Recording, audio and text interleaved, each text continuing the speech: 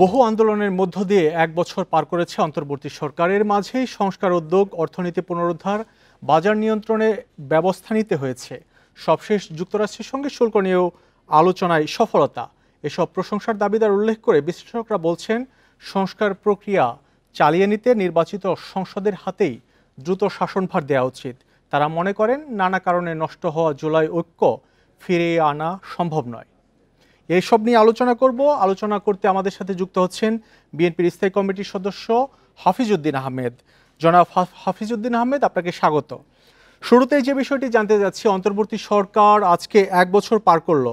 গত এক বছরে তাদের কার্যক্রম যদি আপনি মূল্যায়ন করবেন, সেক্ষেত্রে সফলতা ব্যর্থতা কতটুকু দেখছেন?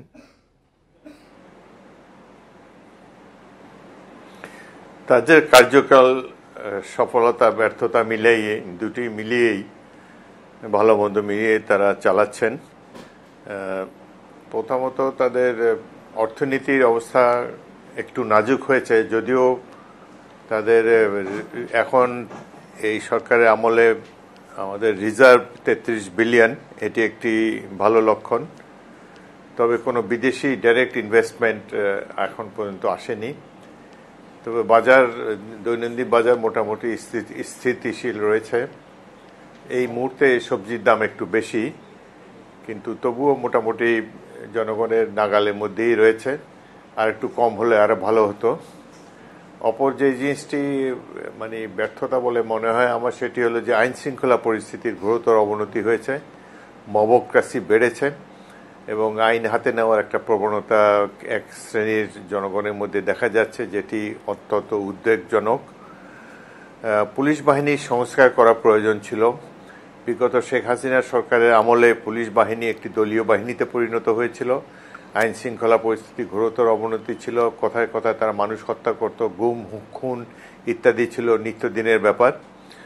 তো সেই ক্ষেত্রে পুলিশ বাহিনীকে যারা এই ঘটনার সাথে জড়িত তাদেরকে আইনের আওতায় আনা উচিত ছিল এবং পুলিশ বাহিনীর একটা বড় অংশকে বাড়ি পাঠিয়ে দেওয়া উচিত ছিল, চাকরি থেকে বরখাস্ত করা উচিত ছিল। কিন্তু তাদের বিরুদ্ধে কোনো ব্যবস্থাই নেওয়া হয়নি, যার ফলে এই শেখ হাসিনার প্রশাসনই এখনো কার্যত বহাল রয়েছে। পুলিশ বাহিনী এবং অন্যান্য বাহিনীতে সেই আগের ধারাই বিদ্যমান, যে কারণে জনগণ আশা করেছিল যে জনাব হাফিজউদ্দিন আহমেদ, আপনি যেটি বলছিলেন, প্রশাসন এবং পুলিশ বাহিনীতে আগের লোকজনই বেশিরভাগ রয়ে গেছে। এই অবস্থায় এই প্রশাসন দিয়ে সুষ্ঠু নির্বাচন সম্ভব কিনা?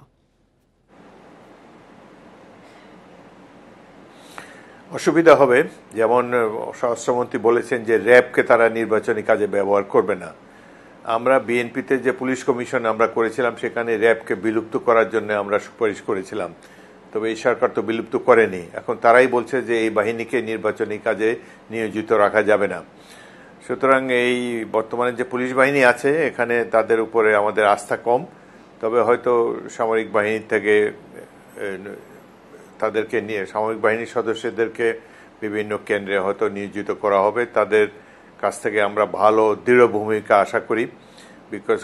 কারণ জনগণের মনে এখনো ভীতি রয়েছে। আগের যে 3টি প্রহসনের নির্বাচন আওয়ামী লীগ সরকার করেছে, এর থেকে উত্তরণ ঘটানো প্রয়োজন এবং আমরা আশা করি নির্বাচন কমিশন এবং এই সরকার একটি সুষ্ঠু নিরপেক্ষ নির্বাচন দিতে সক্ষম হবে। তবে পুলিশ বাহিনীর উপরে আমাদের আস্থা কম। এই পুলিশ এখনো তারা কনফিডেন্স ফিরে পায়নি এবং জনগণের আস্থা তাদের উপর নেই বললেই চলে। জনাব হাফিজউদ্দিন আহমেদ, এনসিপি বলছে এই নির্বাচন কমিশন যে আছে তাদের সরাতে হবে, নতুন করে নির্বাচন কমিশন গঠন করতে হবে। এ নিয়ে আপনাদের আসলে পর্যবেক্ষণ কি?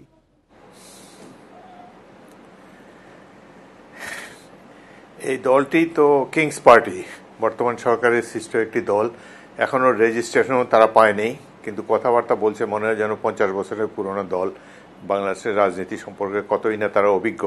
যাই হোক, তাদের বয়স কম, সেজন্য আমরা কিছু মনে করি না। কিন্তু তারা এখন পর্যন্ত রাজনীতিতে অভিজ্ঞ হয়ে উঠেনি। বাংলাদেশের রাজনীতি সম্পর্কে তাদের ধারণা অনেক কম।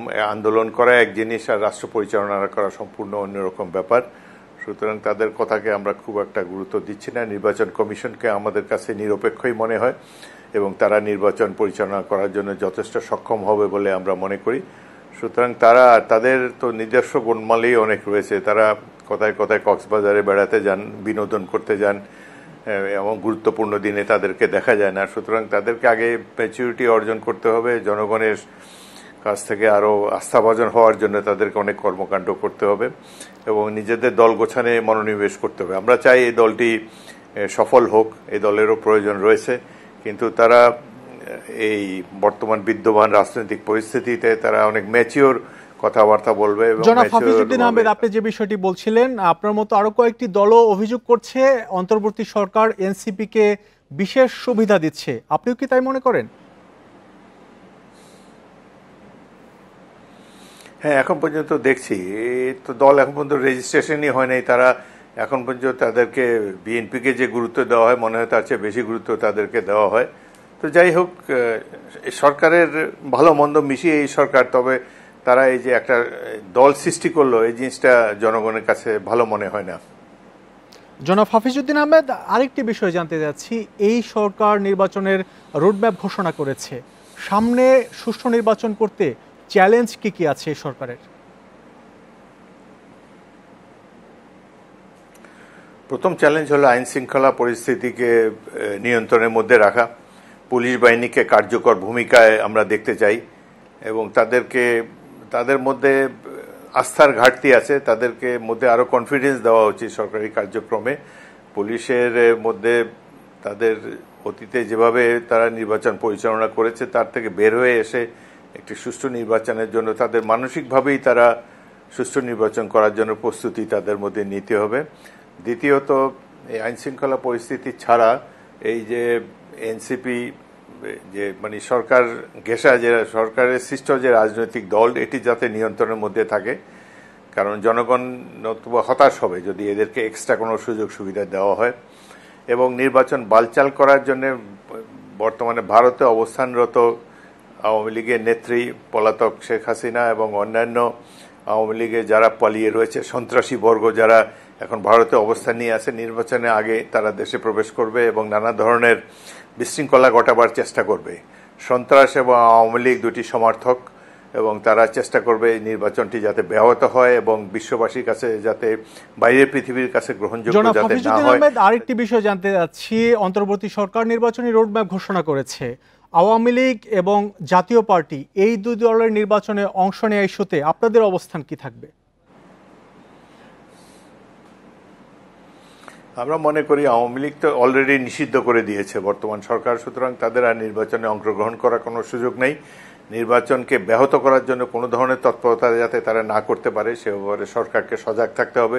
পুলিশ বাহিনী এবং আইন শৃঙ্খলা রক্ষাকারী বাহিনী তারা যেন কঠিন হস্তে এই ধরনের সন্ত্রাসী তৎপরতা, আওয়ামী লীগ বা তাদের ছাত্রলীগ বা এই ধরনের নিষিদ্ধ সংগঠনগুলোর তৎপরতা যাতে দমন করতে পারে সে ব্যাপারে তাদেরকে সজাগ থাকতে হবে। জনাব হাফিজউদ্দিন আহমেদ, আমাদের সাথে যুক্ত হওয়ার জন্য আপনাকে অনেক ধন্যবাদ।